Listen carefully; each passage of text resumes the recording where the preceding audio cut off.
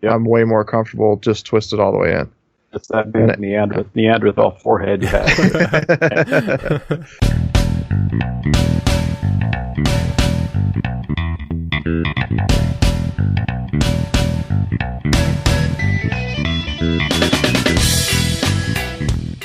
Welcome to the Hunt Backcountry podcast presented by Exo Mountain Gear. This is episode 103 and our guest is Colby Kroff from Swarovski Optic. In this conversation with Colby, we dive deep into optics for hunting, both binoculars and spotting scopes. We dissect them, we understand what they're made of, how they work, and why that matters for you as a hunter. We get into specifications so you know what you're looking at when you're shopping for optics, and it's really just an informational episode. But it's not all specs and geek talk. We also talk about how to best use optics, when you might choose a binocular over a spotting scope, when you're choosing a spotting scope, if you should go straight or an angled eyepiece. We get into a ton in this conversation. It's an hour that you're sure to enjoy and learn from, no doubt. Before we get into the show, I want to remind you guys about our big giveaway for episode 100. As this show is being released, you have just hours to enter, so if you're not in already, I hope you act fast. We're giving away an Exo Mountain Gear pack and more than a dozen other prizes from many of our friends and companies that we work with. Go to exomountaingear.com/100 and make sure you get entered soon, because this is ending on November 30th. Winners will be announced on December 1st, so if you're already entered, make sure you start checking your inboxes shortly thereafter. We'll be emailing all the winners. Okay, let's get into this episode with Colby Kroff from Swarovski Optic. Colby, welcome to the Hunt Backcountry podcast. How you doing tonight? I'm doing really well. It's good to be here. Thanks for inviting me. Yeah, man.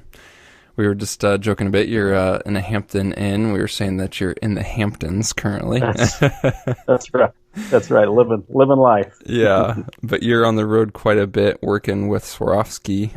So that's a good place to start. We'd just love to kind of get your background, your position with Swarovski, your hunting background, anything relevant that you want to share just to help the listeners have some context and get to know you a bit. That'd be great.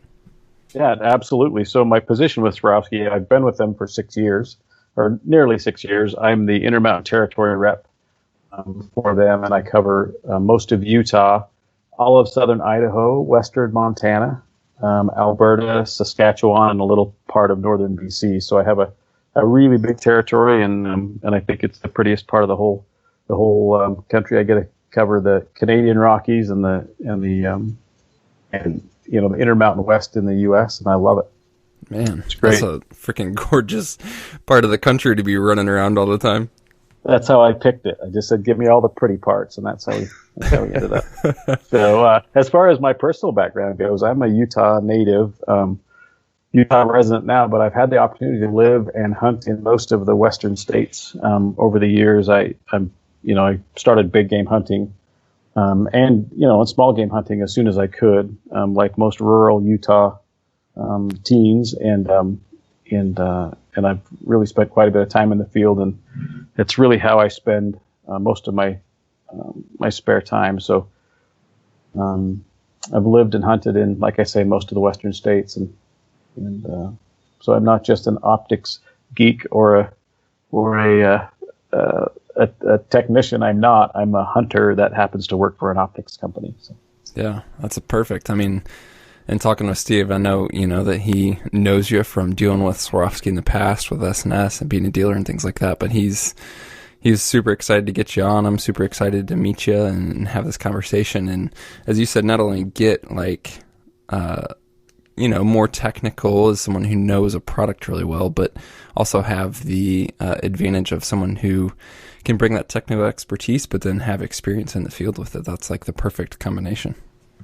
Well, I don't know how perfect it is, but we'll give it a whirl. I was just thinking, man, too, not only do you get to travel all those amazing states, and I was thinking, man, you get to see some cool country with cool animals, but not only do you do that, but you do that with some awesome glass to accompany you. I'm sure you can get a lot of scouting done.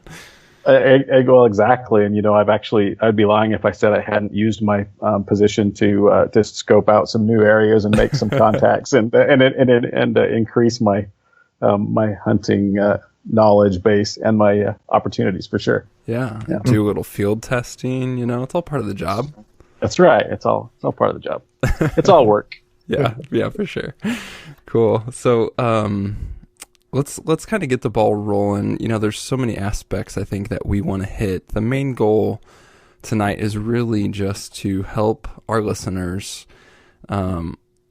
understand optics better. I'm sure that many of our listeners have different understandings of optics and a different technical understanding of optics, but I do want to get into different specifications and helping us understand those, things like objective and exit pupil and field of view and all that, but we can get into that. I would love just to start with, where is the place that you start? Whether you are assessing an optic need for a hunt, or you're just talking with somebody as you're out hitting a dealer and maybe talking to a hunter who's hanging in a shop. Like, what are some of the questions you ask someone to help guide them in optic selection? And or what are some of the things that you look at when you are selecting an optic for yourself? Like, where do you even start? Sure, that's a great question. One of the first things I do, especially if my intent is to recommend something to somebody, is I ask them what they're currently using and why they're either not happy with it or what they're looking to get out of changing to something else. I also like to know, I like to ask them about what type of terrain they're hunting in, or maybe what species, or even their method of hunting. If you're the type of hunter that uses your feet to cover a lot of ground and spots game with your eyeballs and then tries to verify that with your optics, you may need something different than if you're the kind of hunter that climbs to a high point and sits on their hind end and glasses for hours on end. So those are two really different hunting styles, and they require completely different optics. So I like to start there and find out how they like to hunt, what they're using now, and then use that as a jumping off point. Excellent. Yeah, good. I'm curious too, and under, I guess, the big umbrella of optics, we can take it two different directions for hunting. And one would be talking about binoculars, and the other be talking about spotting scopes, of course. And I'm sure that you use both in the field, and they both have their place. I'm kind of curious if there's a gray area for you, or where you sort of make that decision to go with one over the other. I mean, as you kind of mentioned, if you're, say you're hunting thicker terrain, you're on the move, you're going more spot and stalk, you might just want some binos to glass, a near field, or kind of, get a closer look, versus a totally different style of hunting when clearly you're going to want a spotter if you're, at a high open ridge and you're really going to put in some time. But between like those two extremes, I'm just kind of curious where you make a deciding point between one or the other, maybe depending on the situation, depending on the weather, depending on terrain, things like that. Yeah, it's totally situational. I mean, if it's a mountain hunt where I'm carrying everything I have on my back, I might actually even forego a spotting scope, or make a different binocular decision. So terrain has a lot to do with it, the style of hunt. But I generally go from a binocular to a spotting scope when I've already spotted game, or I'm trying to get a better look at something that I've already glassed up with my binoculars. If I have the luxury of taking both, then I'll use my binoculars to cover ground, to locate likely areas, or find an ear flick or an antler tine, and then I'll use the spotting scope to get a little bit closer look. But generally distances that I'm using my spotting scope in a hunting scenario, generally over 1,000 yards and out, is where my spotting scope really starts to come into play. I feel like with a good high power binocular, I can cover ground pretty good at 1,000 yards and in. But I hunt with people who will actually use a spotting scope to glass and to pick the country apart. I don't find that that's very comfortable for me, but I think it's up to the individual person. Some people are fine with that, keeping one eye in that spotting scope for hours on end and picking the country apart. So I think it's up to the individual, but that's how I do it. I'll generally, for close in, 100 to 300, 400 yards, I'll use the binocular that hangs around my neck. either a 10 power and 8 power, tripod mounted or handheld, and then I'll go to a 15 power or a 12 power binocular for that 500 to 1,000 yard distance, and then switch to a spotter if I find something that I need to take a closer look at. That's how I do it. What's your it's always the debate of 8 or 10x. What's your go-to for a Western hunt? I'm a weird dude. I like the 8 power. I have reasons for that. I like the wide field of view of an 8 power. I feel like I can hold an 8 power steadier. You hold them the same, 10 power and 8 power, but the 10 power magnifies your hand tremor a little bit more. But I feel like I don't miss out on anything carrying an 8 power. An 8 power is always going to be brighter given the same objective lens diameter. So I feel like I've got a little bit better low light performance with an 8.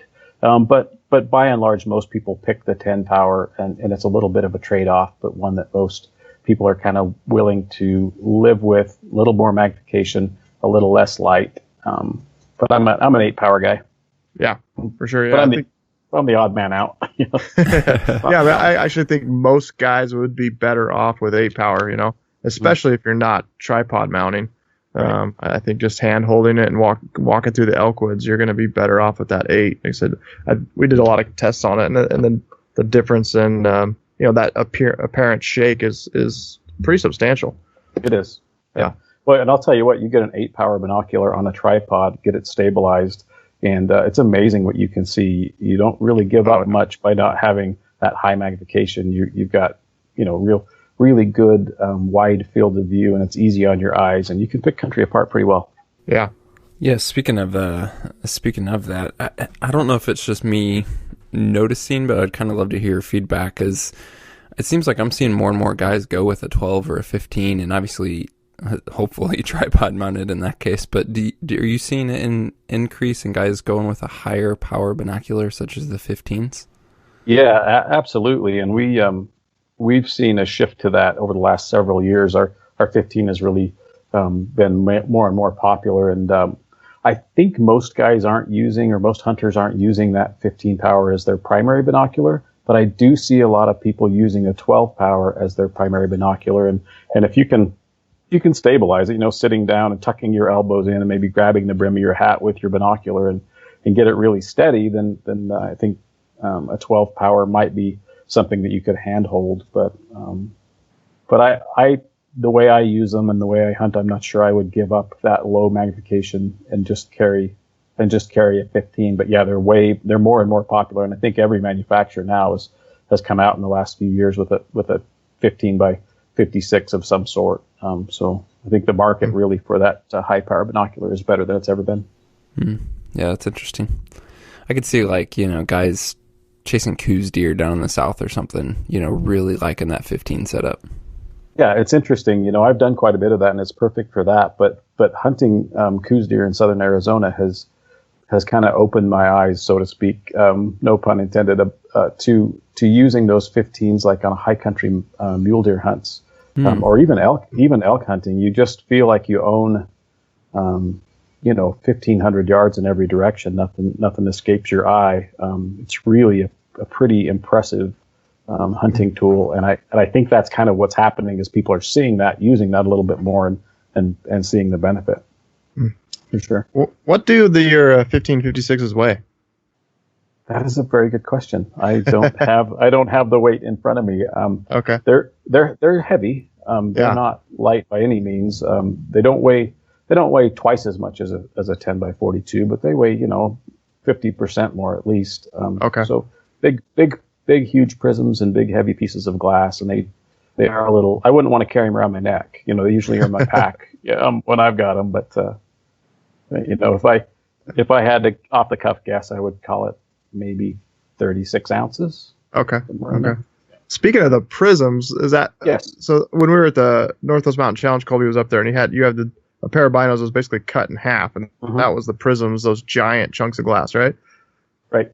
Yeah. We'll have to put a picture up as like the podcast image for this, because it was absolutely blew my mind. I had never seen that image before. The thickness, that was like 1.5 inches thick of glass in there. Yeah, really? It's a big chunk of glass. Yeah, and I think the the thought process there, most people look at a binocular and they think, you've got two pieces of glass with a couple of things in between. But, as you saw on that cutaway, there's 10 lenses in there and two prisms. So there's glass almost from one end to the other. And that prism, is a big piece of heavy, dense glass. You look at that and I can't even imagine that an image gets transferred through it. It was absolutely crazy. Yeah. It's an interesting light path, and pretty complicated. And it's interesting. If you didn't have that prism in there, your binoculars would be the length of two rifle scopes side by side. So we use the prism to shorten the light path to make the overall optic shorter and more handy and more compact. But it does all kinds of crazy bad things to the image quality that you then have to fix after the prism. It requires a couple more things. You have to add back in that the prism kind of takes out, and so it's not maybe optically the best way to get a really good image, but it's used to shorten the light path and make the optic handier, easier to carry. Interesting. Yeah, that's so fascinating to hear. You kind of mentioned that there's maybe up to 10 lenses in a binocular, for example. I mean, I was aware of obviously having the objective end and then the eyepiece, and then I knew that there was a prism involved in the middle, but I had no idea that there was essentially multiple layers, if you will, of glass in between. That's fascinating. Yeah, there's a bunch, like in a rifle scope. I think we've got a cutaway rifle scope there as well. I think there's 16 lenses in a rifle scope. So there's a lot going on in between those two ends that you don't see. Yeah. So it just kind of highlights the point that if we talk, you hear guys talk about, the quality of the glass. And so many times I think myself and probably most of us think of just that in the quality of the glass that we can see, the front end and the back end. But there's clearly a lot of steps along the way. And if, that's just more and more the importance of the quality, because you're just, there's so many pieces there in between. They all have to be quality to get that quality picture through. Yeah, exactly. Yep. They all have, all of the different lenses in there have kind of a different job. Like one is a focusing lens, and then there's HD objective lenses that reduce color fringing, and they all do a little different job, and they all require a little different type of glass. If you start to put together that many pieces of glass and you do it poorly, the bad stuff just stacks up over that many lenses, and it's ends up being a lower quality image through that optic. So That's great. Let's talk just a little bit about kind of some of the keywords that we've already mentioned, some of the buzzwords, but just so all the listeners are kind of clear as they hear this show or get to shopping, things like that. So we talk about like the objective, that is essentially the non-eyepiece side, the far side of an optic, whether that's binoculars or spotting scope. And that would be the right-hand number when we're talking about like a 15 by 56, we're talking about like a 56 millimeter objective, right? Correct. Yeah. The diameter of the objective is the second number in the 56. And then we get into spotting scopes, and then, you might have a variable range on the front end, a number to a number, and then by the objective, such as 80 on the spotting scope or 65 or what have you.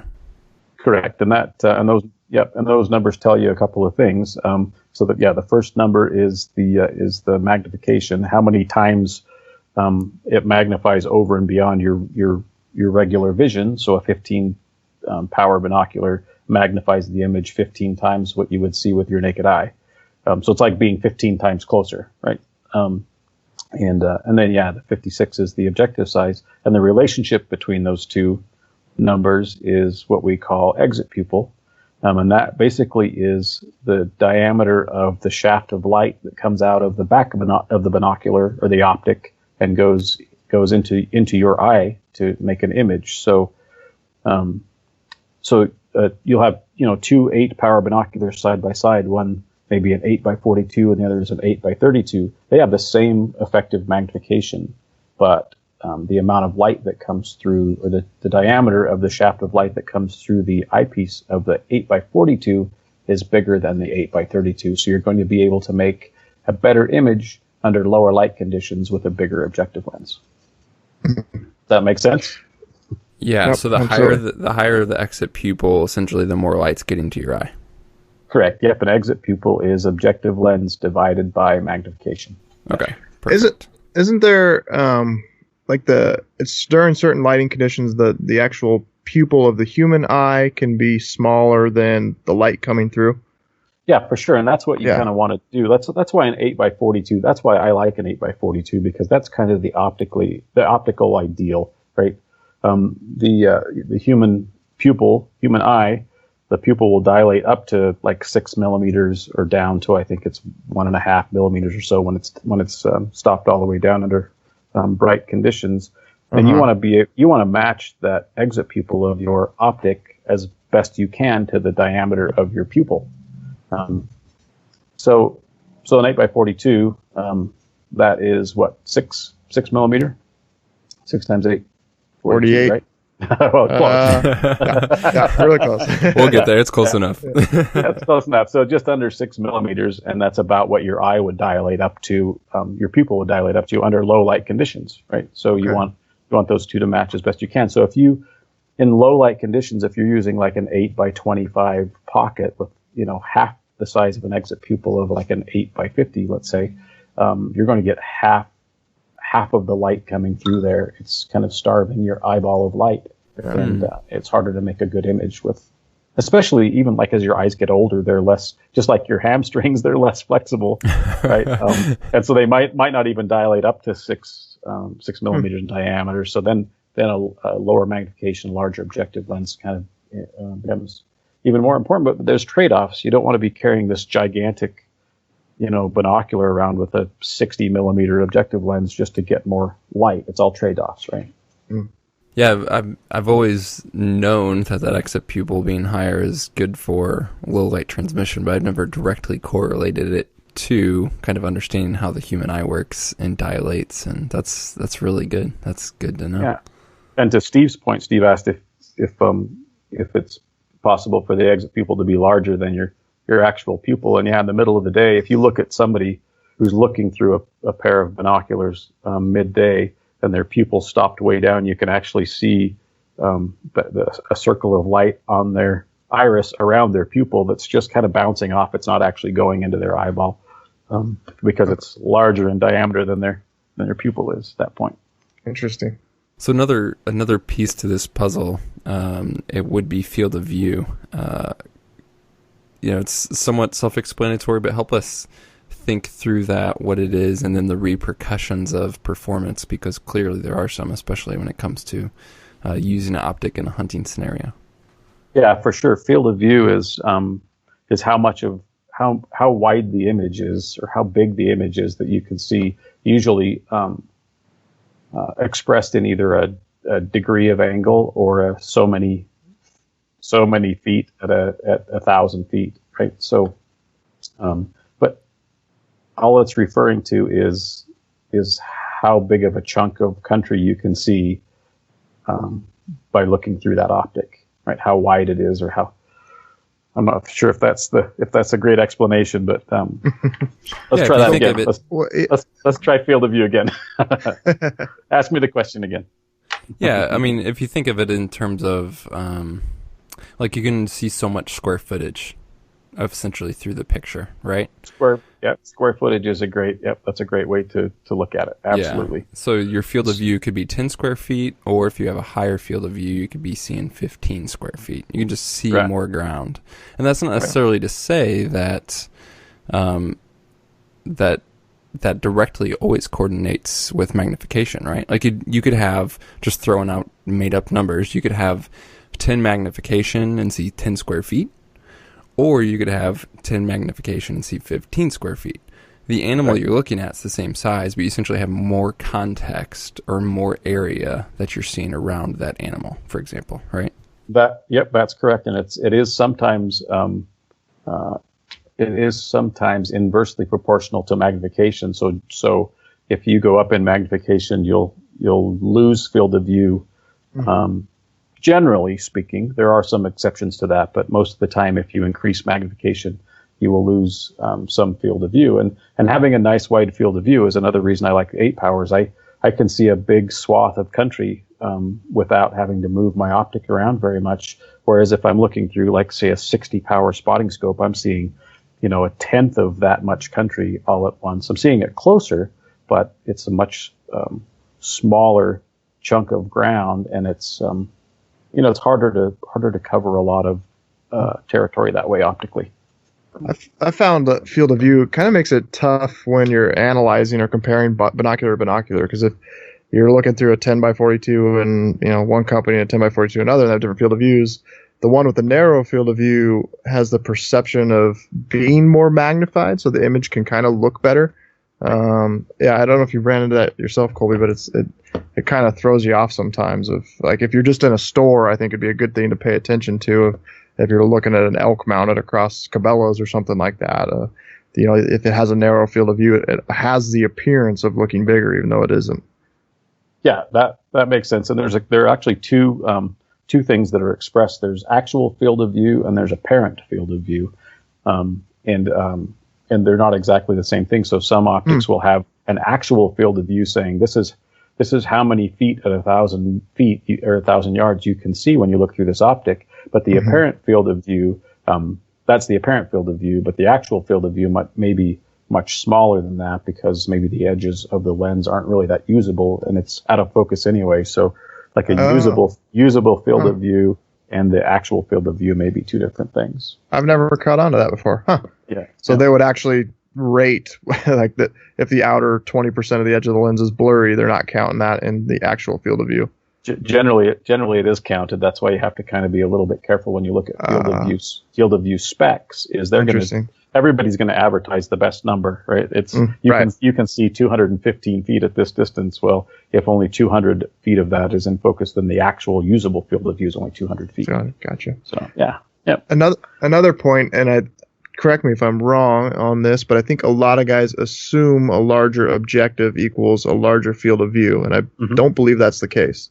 That is not the case. In fact, in our line, we have the widest field of view of any binocular that we have in our line is actually in an 8 by 32 or 8 by 32 EL. Yeah, that's what I thought. Yeah. Field of view. And why is that? I mean, do you know, just something in the design of the binocular construction? It's all in the design of the eyepiece. All of the magnification is back in the eyepiece of the binocular, and that's what determines field of view, is how those lenses are set up. And what the engineer is actually trying to do with it, right? Okay. You can, and you also, one thing we haven't talked about yet, but it's also generally related to field of view is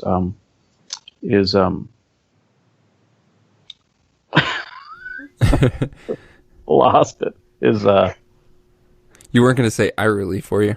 I was going to say eye relief. Thank you very much. Were you Mark. Really? Mark, I was going to say eye relief. You should answer the question. Well, Mark. I have a bullet point of like notes on like these specs that I wanted to hit, and it was quite literally the next thing I wanted to talk about. So I was just like hoping that's where we were going. Absolutely. Yeah. So eye relief.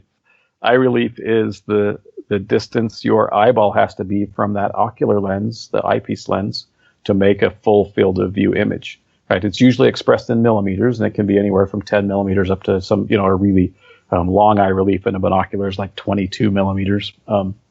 But that is also generally inversely proportional to field of view. So a longer eye relief will generally result in a smaller field of view. Not always, but most of the time.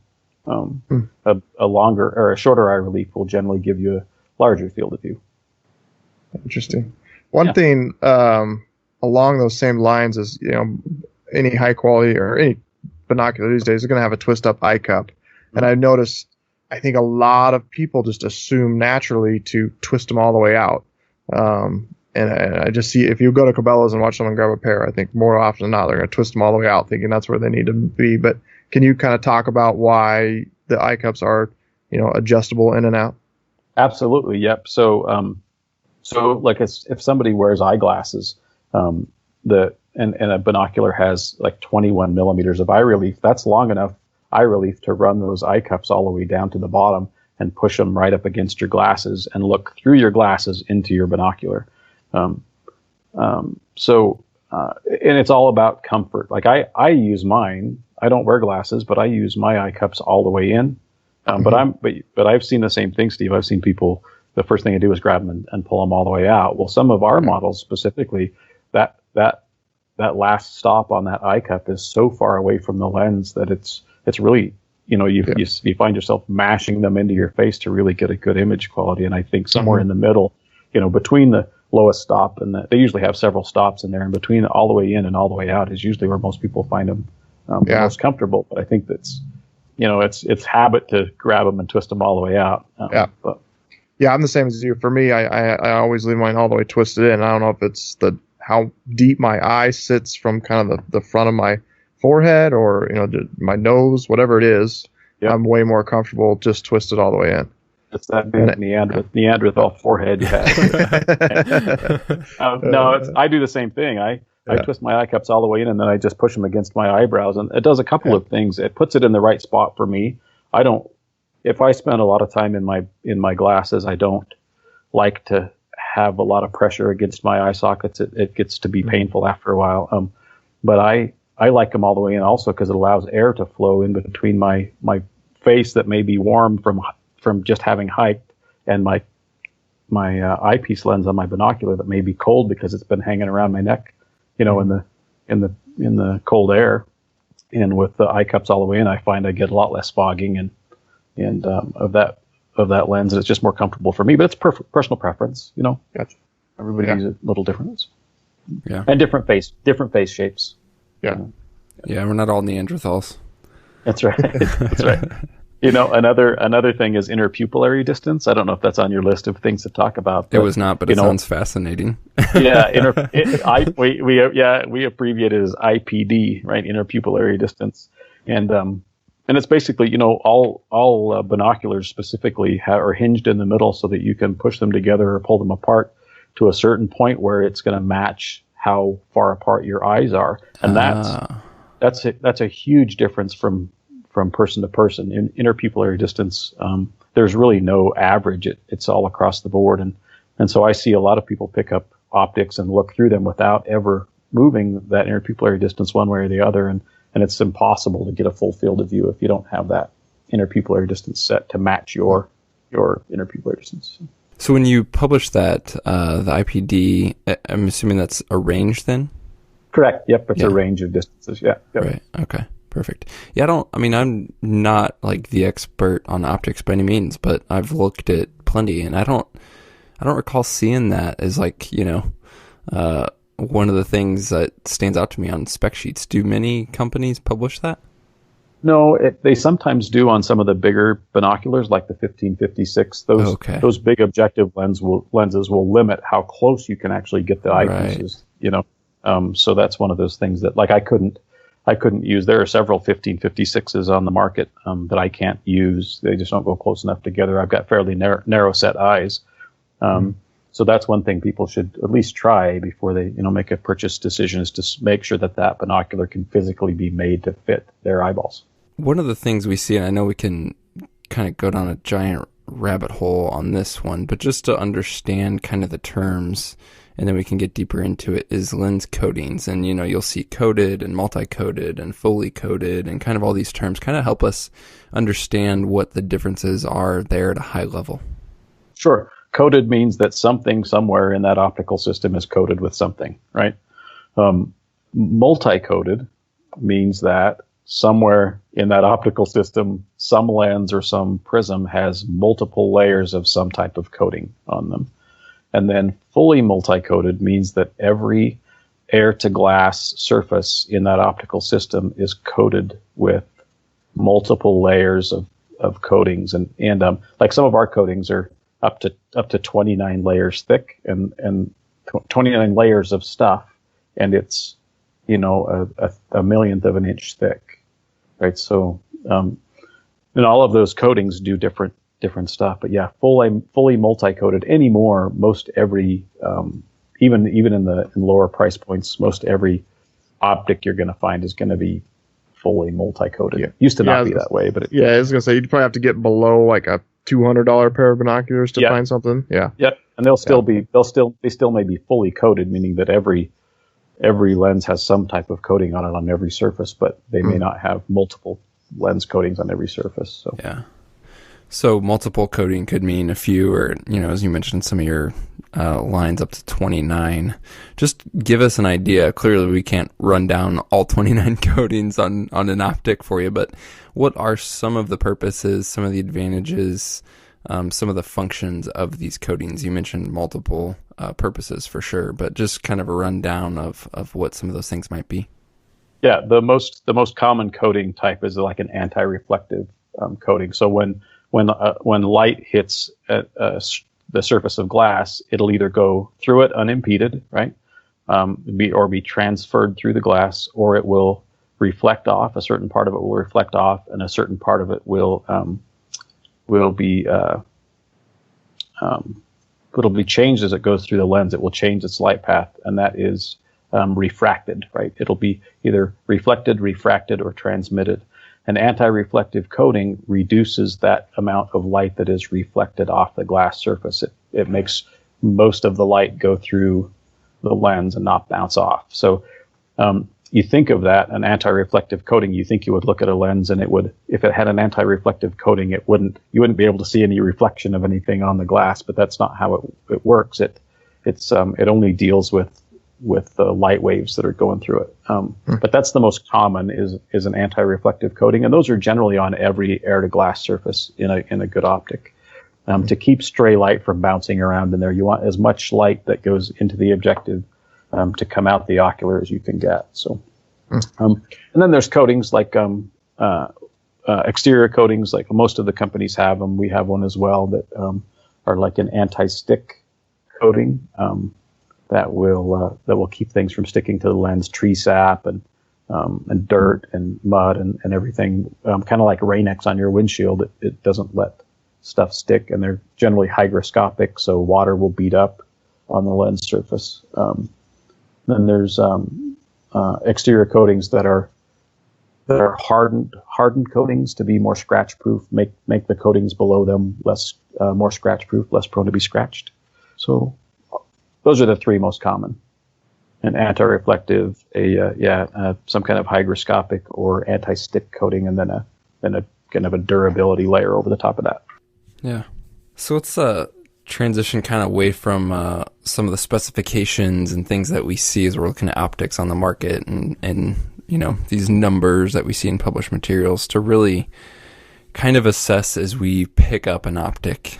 We begin to look through it. We begin to kind of compare one to another. Some of the things that we're looking at in terms of contrast and color, transmission and low light, edge-to-edge clarity, some of these more, the visual experience of the optics. Is there a certain approach that companies take to that specifically intentionally? Because you'll hear that, this one has higher contrast or lower contrast, or this one has, more of a cool hue or a warm hue. I would just love to kind of hear from your perspective some thoughts on these visual characteristics. Yeah, for sure. I think to start the answer to that question, I think you kind of have to remember that the human eye is a really kind of a poor measuring device.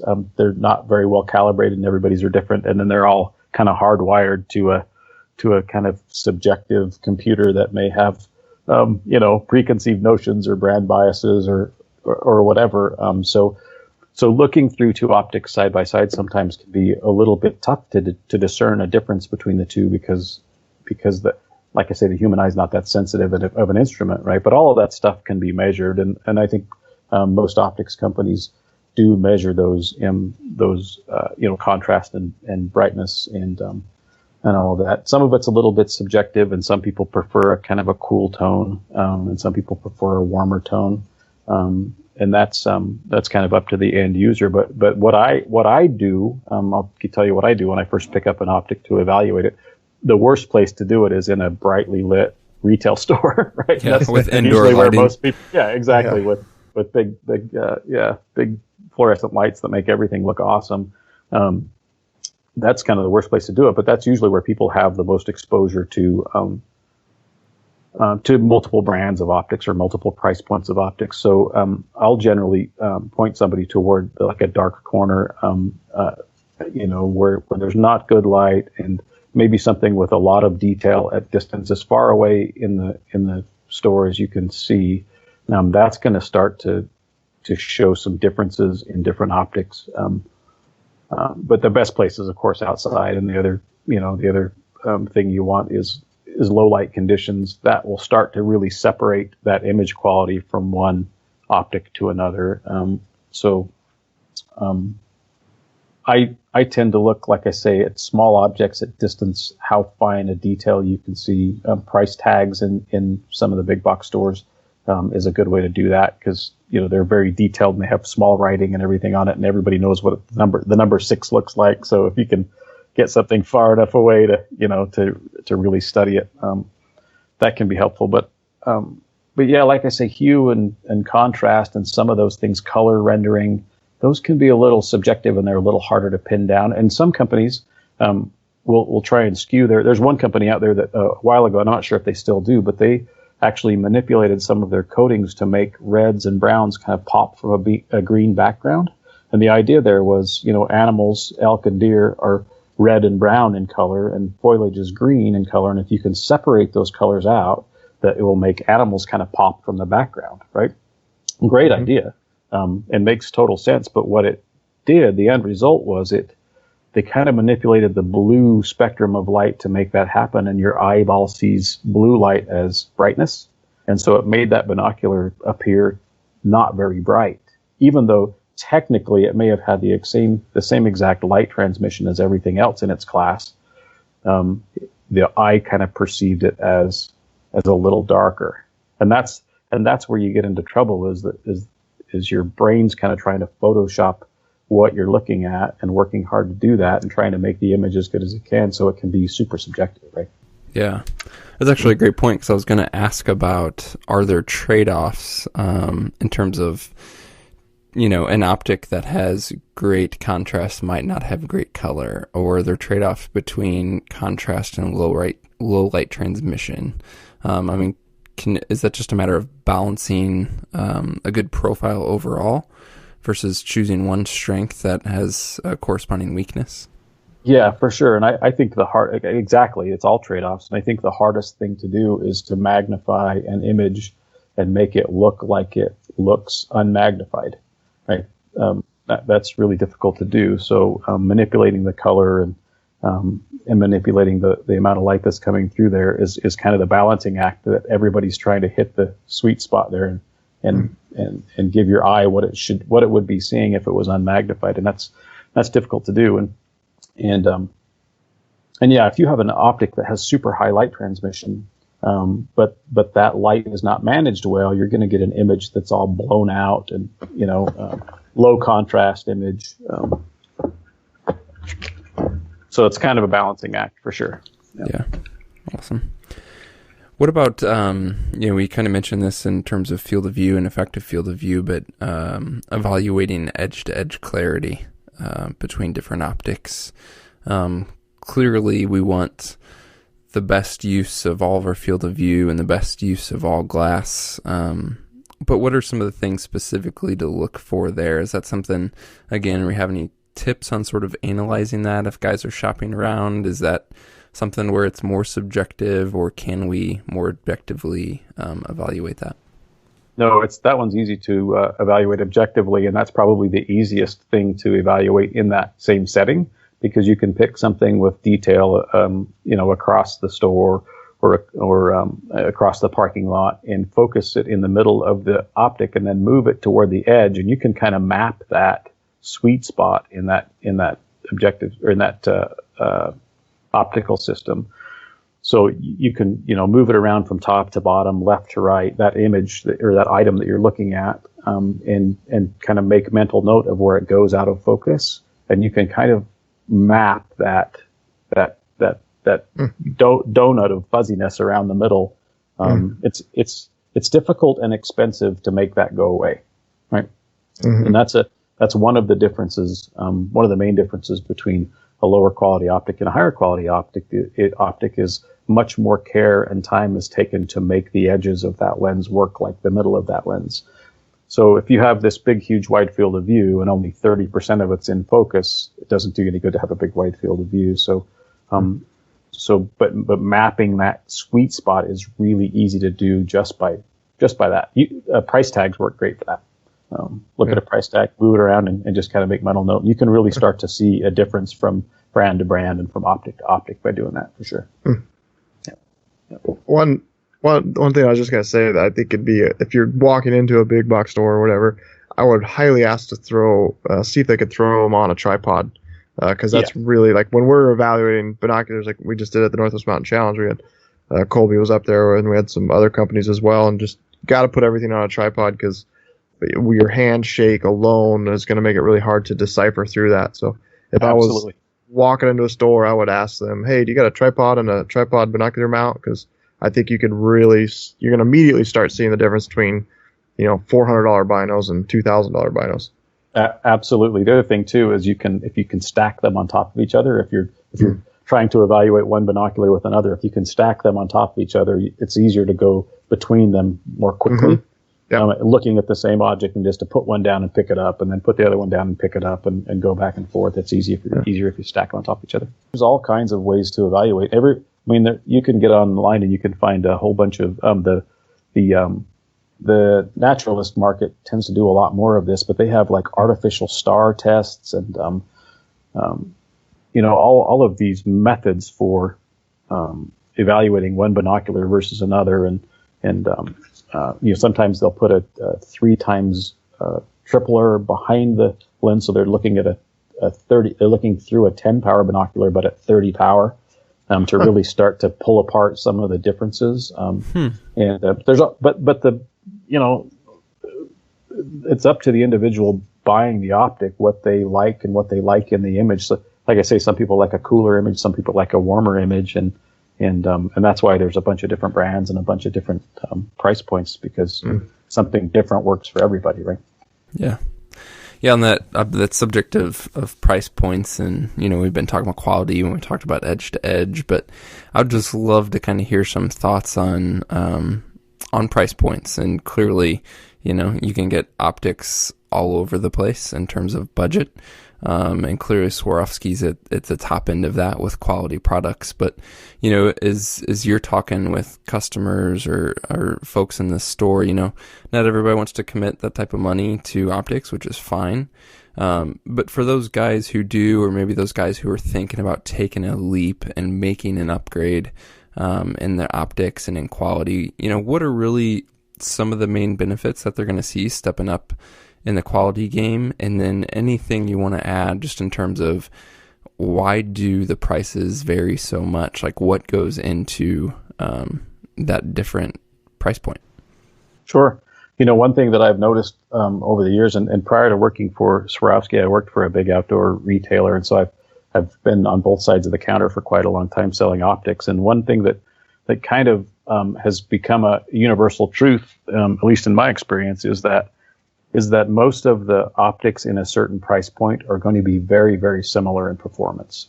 So you really can't get something for nothing. So all of the binoculars in that $300 to $400 price point, those are all going to perform very similarly. And you almost have to double that price point to see an immediately discernible difference in quality. So, and you can kind of look at the price points that are out there and see that there's a lot of $300-ish roof prism binoculars, and there's a lot of $500 to $600-ish, and then it goes up to $1,000, because in between those price points, there's not that stark of a difference to immediately see it just by a cursory glance through them. So you almost, like I say, have to double the price point to see an appreciable difference. But what you get as you go up the scale is you generally get, of course, better quality glass. Glass is actually not that much of the final. It's not that expensive. What am I trying to say? The glass isn't the end all be all of what makes an optic expensive or not. it's not that big of a part of the final price, like the raw material, right? The optical glass. So, but what is done with that glass can be a huge part of what the final price of that optic ends up being, because it's, like I said, it's expensive and difficult to grind those lenses to a certain tolerance, right? So as you go up the price scale, you'll start to find better materials, like some of the lower end binoculars will have polymer housings and molded plastic housings, molded parts, sintered metal parts. And then as you go up the price scale, you'll start to see more aluminum housings with rubber overmold. And then, you get up into the higher price points, you'll start to see some more exotic materials like magnesium and way more machined parts and fewer cast parts. So all of those things add up to a better overall image quality. If you can take the highest quality parts and machine them to the tightest tolerances and put those together with innovation and innovative design, and then assemble those parts in a very precise manner, using highly skilled labor, that's like the most expensive way to do it. But you're going to come out with an expensive and very high quality product, right? Mm-hmm. By contrast, if you're putting together medium quality parts at a medium level of precision, maybe with a lot of machine, a lot of assembly line type manufacturing and stuff, that's going to yield a less expensive product, but it's also going to yield a lower quality product, right? Yeah. So that's what you'll see. You'll see better ergonomics as you go up the price scale as well. That more thought is put into how it feels in your hand and how it looks and the aesthetics of it, and of course image quality. It seems that image quality is always what people look at when they evaluate an optic. Mm-hmm. But the better the overall build quality, the longer it's going to last you. The better it's going to work over time. The better the experience is going to be. But everybody has their budget, and my advice is, I'm lucky enough to have become quite an optics snob. I get to play with a lot of really good stuff, right? But there's a lot of stuff out there that's really, really good, and you can't, like I say, you can't get something for nothing. I would, for an individual looking to purchase an optic, I would set, a budget and say, this is the absolute most I'm willing to spend, and spend right up to that dollar amount, whatever your budget will bear, because there absolutely is a progression of quality, not only in the optical quality, but in the build quality as you go up that price scale. Yeah. I'm glad you mentioned ergonomics, because that's one thing I feel gets overlooked. As you mentioned, most folks are just looking almost strictly at optical quality, and there's good reason for that. But when we talk about getting behind glass and really spending some time behind glass, ergonomics become absolutely critical. Absolutely, yeah. There's one binocular on the market that I really want to like, and I like the company that makes it, and I have friends that work there, and I really want to like it, but I can't even use it because the way the eyepieces are designed, they don't fit in my eye sockets. They're just too big. So that's one of those things that it may be a spectacular optic, but I'll never know because I can't physically look through it. It doesn't get close enough to my face, So ergonomics and that ergonomic design, are part of the whole deal for sure. Yeah. Can you just kind of go back to more technical spec stuff real quick, just to clarify, because I don't know if it's probably been 10 years now since like HD glass and ED glass came on the market, and obviously I think it's become more of a marketing term now. I mean, you'll see some guys like, I got this $300 pair of binoculars that's got HD glass, and really that. Can you just elaborate on that further? Yeah, absolutely, and that's exactly what's happened, Steve. Is just that, and we stopped a few years ago putting the HD moniker on our optics because it kind of has lost its meaning. There's no standard out there for what HD means, so you can claim something's HD based on whatever standard you want to use. But what it typically meant and what it traditionally meant was an HD, an APO, an FL. Those are all the same thing essentially, and what they typically mean is that there's a presence of some sort of apochromatic system in that optic that reduces color fringing. So APO stands for apochromatic. HD is just another way of saying the same thing, and it's usually, like I say, the presence of an apochromatic doublet, which is two lenses in the objective end of the optic, made of glass that is high in fluoride content, and it does a really good job of reducing color fringing, making all of the different colors of the light spectrum pass through that glass at kind of the same speed and hit the same focal point on the other end. So is that directly related to chromatic aberration? Yes, exactly. Yes. Yep. Okay. That's exactly what it does. Is it reduces or in some cases can almost eliminate that chromatic aberration. Okay. Yep. And color fringing. I read that the best way to test for that would to be look at a bird up in a tree with a bright blue sky behind it.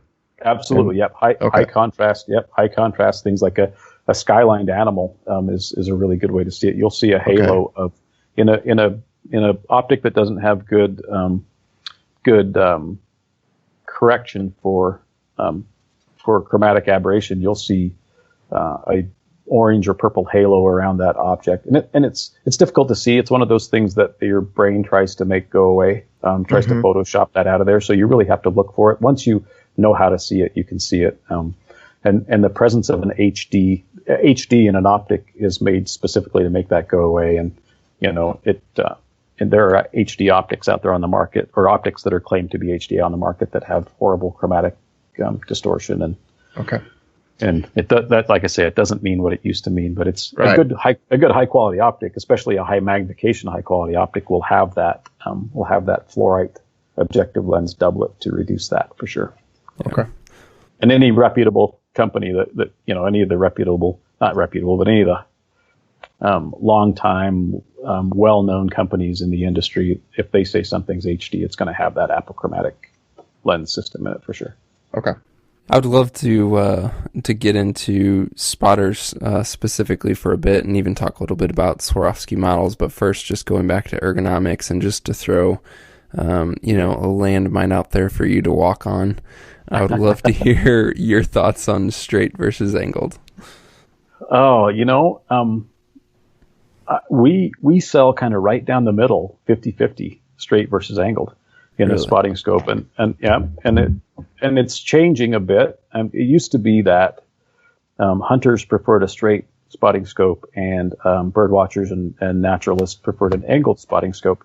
But we see now, especially with our highest end spotter, most of what we sell in that spotter is an angled eyepiece, and optically they're the same. Right? There's no optical difference between the two. It becomes personal preference, and what I've found, I'm short in stature. I'm only 5'4", and I hunt with people that are, I don't know how tall you are, Mark, but I know how tall Steve is, and I hunt with people that are Steve's height. So an angled spotting scope is a lot easier for people of different heights to look through without having to move the tripod up and down. Mess around with the height of it. You can also get away with a shorter tripod, and a shorter tripod's always more sturdy or more steady, right? The only downside, and there are people who would argue this, but the only downside I've ever found to an angled spotter is that it's a little bit difficult at first to point it at what you want to look at, because you're looking around a corner, right? And that goes away pretty quickly. If you use an angled spotter for very long, that kind of goes away and you get it figured out pretty quickly. But that's really the only downside. With a couple of exceptions, hunting coos deer in Arizona, a lot of those guys will switch back and forth from a binocular to a spotting scope on the same tripod and just swap out the optic. And with an angled scope, your scope ends up being too high to look through if it's at the same height as your binoculars were when you took them off the tripod. So that's one of the reasons a lot of those guys in Arizona that hunt coos deer, they like that straight spotter. But it's changing. I don't know the exact number, but I think in our X series or SwaroVision spotter, I think we've sold at least twice as many angled eyepieces as we have straight. Interesting. Yeah, for me, I think you're spot on there. It takes a little while to get that target acquisition down, but once you do, you're fiddling with the tripod height a lot less to pan more country. Yeah, for sure. Yeah. Well, and the important thing too is it angles. Most of them will angle anyway. They don't just angle up. You can release them from the mount and turn them back towards you. So like even on a window mount, I like an angled scope because I can angle it back towards myself and sit facing forward in my seat. So, but just cant it. Yeah. Yeah. It's personal preference, and the people that love one hate the other, and people that hate one love the other. So, can you go ahead and go into something you cover probably a lot, I'm sure, maybe going into a little bit of your salesman mode, but just to kind of contrast the lines that you have on the spotting scope side of things for Swaro, and decision considerations where one might steer towards one or the other. Yeah, absolutely. So we have two lines of spotting scopes. We have our traditional scope that we've had out for a while. That's our S series spotter. It's available in angled and straight, and at a 65 and an 80 millimeter objective, and it's kind of a traditional design with a zoom eyepiece that can be interchanged for other eyepieces. We have made that scope for a really long time, and we still make it. And then we have a spotter we released. It's probably 4 years, maybe 5 years ago, that we call our modular spotter, or our Swaro Vision spotter. That has some really unique features to it. The biggest difference between those two is the optical system. The optical system in the Swaro Vision spotter is light years ahead of anything else that's out there. It uses the same technology that we have in our EL binocular, field flattening lenses that completely remove all of the edge distortion and all of the size and shape distortion from the image. So square things are square and straight lines are straight all the way out to the very edge of your field of view. And the whole thing is in focus all the way out to the edge. And that's unique to that Swaro Vision spotter. One of the things that people have seen it advertised as, it kind of comes apart in two pieces in the middle. And that's like the least cool thing about it. That seems to be the one that gets advertised the most. But but it's a modular system where you can pick whatever objective you want and pick whatever eyepiece you want and interchange those and maybe have a couple of different objectives. That one is, I guess the downside to that system is it is a little heavier than the S series spotter. It's optically better, but it is a little bit heavier because it has two big pieces of glass in the eyepiece called field flattening lenses that are heavy, right? So it is a little heavier. But I like to say the juice is worth the squeeze with that spotting scope, because even though it's a little heavier, the image quality is so amazing that it's worth carrying a few extra ounces, I think, to get that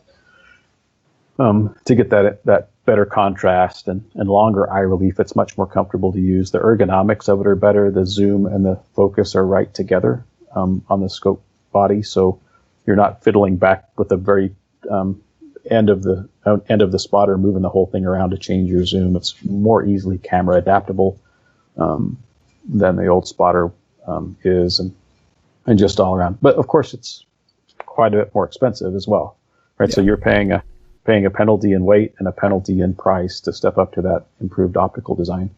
Yeah, one of the new options on that Swaro Vision series, the X series, is a binocular style eyepiece, and that's new for this year, right? It is the BTX. That's pretty cool. When I saw it, I'd love to hear more about it. Yeah, it is really cool. What do you think about it, Steve? Yeah, it's incredible. I mean, I wish I want like a lightweight compact version to take backpacking, but just to sit there and glass through it is unbelievable. You just don't have to do the whole close your left eye, or it's such a it's like binoculars on a tripod on steroids. Yeah, it's crazy cool. And what's funny is I think we kind of under anticipated how well it would be received, and so it's pretty tough to get a hold of. We're in the enviable position, I guess, that we have more orders than we have the ability to produce BTXs at the current time. So it's a little tough to get, but it's a really cool piece. It takes away all the bad things about a spotting scope, like scope eye. Sitting behind a spotting scope with one eye closed, or even eye patch over your eye. I've seen that done. It wears that one eye out pretty quickly, and you can't really stay in that spotting scope for hours on end. But with this BTX, we call it a binocular eyepiece. It's not really true binocular vision, but your brain kind of accepts it as such. But you can stay in that thing for hours on end and just live in that image. It's so comfortable to use and so easy on your eyes that it's a whole different experience. It is like what Steve said. It's like having a giant binocular on a tripod on steroids. And it's on the 95 millimeter objective, our biggest objective, it's a fixed 35 power. And on the smaller objectives, it's a fixed 30 power, but big wide field of view and really easy to use and really a cool optic. The target market for that is kind of like the guys that are using the big eyes. Kowa makes a really nice, the Kowa Highlander, a really nice set of great big, it's essentially 2 spotting scopes side by side. And those are used a lot, in kind of mountain hunting, especially a lot of guides use those. The problem is they're heavy and I'm not sure how much they weigh. I think it's 12 pounds, but, Steve wants a lightweight version of our BTX, and we're like, wow, it only weighs 6 pounds. Yeah. But and it's interesting, I've been parading that thing around for the last couple of months and showing everybody, and everybody just thinks it's the coolest thing ever. And I went to, speaking about the weight, I went up to northern British Columbia a few weeks ago for an event up there, and was so excited to show it off. And everybody that looked at it said, "Man, that thing looks heavy." Yeah. So it is a little heavy. It's about, I think it's just over 6 pounds with the 95 objective, and it's just under 5 pounds with the 65 objective on it. So it is heavy. I'm not sure, 100% sure how I'm going to use it. I think what it's going to do is replace my 15 power binoculars, and I'll use it kind of as a half binocular, half spotting scope in the way I hunt. But it's really, really a cool piece, and we're excited to get more of them out there and let people play with them. Steve, what else do you have? We'll have Colby. I mean, I feel like we could go another 2 hours. I can't believe it's been an hour already, for sure. But anything else we need to cover? I think, Colby, I'm sure you've seen just horrendous examples of this. What's the best way not to clean and to clean your optics? That's a great question. In fact, I was hoping we'd bring that up, because that's one thing we see. We see two extremes, right? We see people that are afraid to touch their optics for fear they're going to scratch them, so they never clean them. Right. Which is me most of the time. Yeah. Then we see people that over clean them and end up grinding all kinds of crud into their lenses and reducing the effectiveness of their very high end and very fancy binoculars. So most, and I think all decent optics are waterproof, and they're maybe not even designed to be waterproof from the get go. They're sealed on the inside to keep them from fogging up on the inside and purged with some kind of a inert gas, nitrogen or argon or whatever, but that makes them waterproof on the outside. So what we recommend is running them under, especially if they're really dirty, running them under the faucet, and letting running water or dunking them in the stream, but letting running water wash away the dust and the grit and the dirt that's on the lenses. And then once that's gone, you can use a good microfiber lens cloth to kind of polish off the water spots that might remain. There's we have a cleaning kit. There's all kinds of cleaning kits out there. Don't recommend using Windex or anything that's made for cleaning windows, but some guys use denatured alcohol. Some guys use, most of the cleaning kits have some kind of a solution in them, and that's great for getting those water spots off. But the very, very first thing that you should do is get the grime and dirt off of there before you start rubbing on that lens with anything. The worst thing you can do is grab your t-shirt, and I do it. I'm as guilty as anybody else, but grab your t-shirt and wipe it off, because you're just grinding that grime right into the surface of that lens and just creating sandpaper. Yeah. What do you think about those? The one I've gravitated towards in the past is just those lens pins with like a brush on one end and then kind of a microfiber. I just try to brush off as much dust as I can and then go back and put light pressure on with that kind of microfiber pin side to it. I don't know what you call that. Yeah. Yep. If you're going to use one of those, that's the way to use it. Exactly. The brush is great. Just like, to get all the stuff off the microfiber end of it. If you keep that clean and you keep from getting grit embedded into that little microfiber pad on there, then it's great. It does a good job of kind of polishing up that lens. Okay. The downside is if you get dirt and grime in that little microfiber end, then you're just grinding it into your exactly. So most optics come with some kind of a microfiber cloth of some sort, and that's what I use. And I just keep that clean, throw it in the washing machine with my hunting clothes when I get home, and use that. And your tongue actually is a pretty good way to get all the junk off there. I've seen that a lot. Just lick it, baby. I'm not saying everybody should go around licking their binoculars, but it's some people's tongues are probably cleaner than others. Maybe so, but in the field, if you don't have running water to kind of wash that stuff away, or a brush to brush it away, your tongue actually just does a pretty good job. So that's use that with caution. Use that tip with caution. Yeah, I can't say I've ever thought of it, but I'll give that a shot in a pinch. Lick the eyepieces and then hand it to your buddy. That's right. And then, you see a lot of folks will have those spuds cloths hanging on their bino harness. Those are great.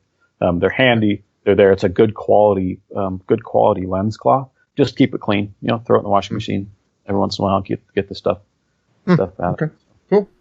Colby, man, thank you so much for taking the time to do this. I mean, I know that I've soaked up some solid info. I know that our listeners are absolutely going to love this one. Anywhere that you would like to point our listeners to learn more about Swarovski, stay in touch with you, anything that you want to share with the audience? Well, of course we have our website that shows all of our products. There's actually some really good technical information on there. There's specs. There's actually some interactive kind of learning modules on there. You can, if you want to get down in the weeds, you can get down in the weeds. But I'm on Instagram.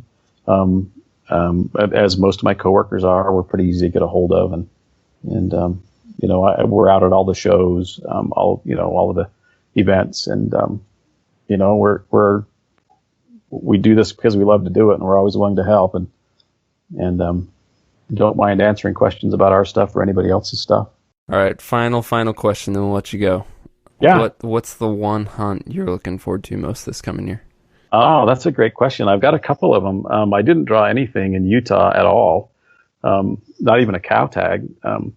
My own state doesn't like me, but I'll pick up an archery elk tag probably in Utah. But I've got a mule deer and pronghorn hunt in Wyoming that I'm looking forward to at the end of September. That'll be a lot of fun. But I also am going to southeast Alaska to hunt Sitka blacktail. Oh, awesome. The end of October, yeah, and I'm really looking forward to that. I've never hunted Alaska, never hunted Sitka blacktail, so it should be a good time. Vessel-based, staying on the boat and going ashore, trying to find some deer. So we'll be on Admiralty Island, which I guess has the highest density of brown bears of anywhere on the planet, so I'm pretty excited about that. Yeah, so I'm looking forward to that one a lot. It'll be a good time. Yeah, completely different from what I usually do. And I like that. I like to get out and do different stuff and see different countries. So I'm excited about that. Awesome. Well, Colby, thank you again for joining us. Thank you very much. I enjoyed it. Thanks a lot. Yeah, you bet. Take care. Well, guys, thank you so much for tuning in. As always, we would love to hear your feedback or questions or comments. You can email us directly to podcast@exomountaingear.com. If you're enjoying the show, we would love to see a review from you in iTunes or wherever else you might be listening to this. Until next time, happy hunting. Hope you can get outside. If your season's over, make sure you go out and explore, take some kind of adventure, get some fresh air. Enough of the computers, enough of the podcast, all that. Get outside and enjoy it.